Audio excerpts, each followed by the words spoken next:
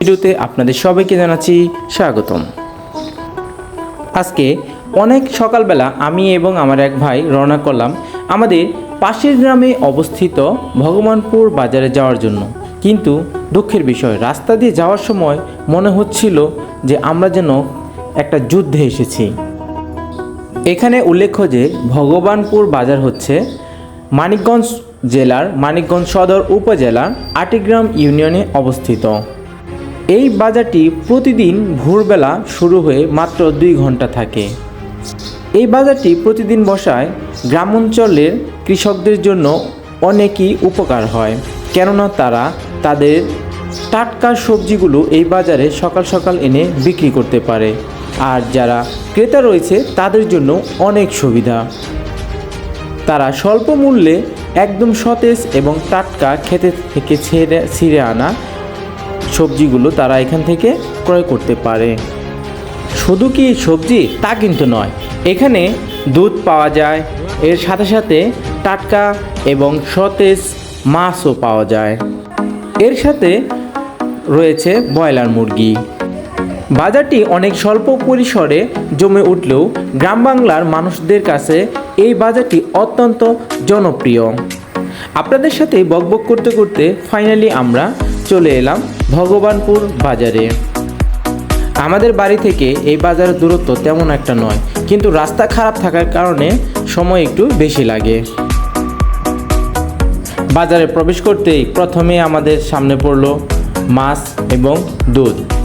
এখানে মাত্র 2 জন জেলে মাছ বিক্রি করতে এসেছে। আপনারা দেখতে পাচ্ছেন মানুষ তাদের এমনভাবে ঘের দিয়ে আছে, মানে বড় সড়ো বাজারে কিন্তু এরকম হয় না, কারণ এখানে বিক্রেতা কম ক্রেতা বেশি। অনেক ভোরে কৃষকরা তাদের গাভী থেকে দুধ দুয়ে এখানে নিয়ে আসে বিক্রি করার জন্য।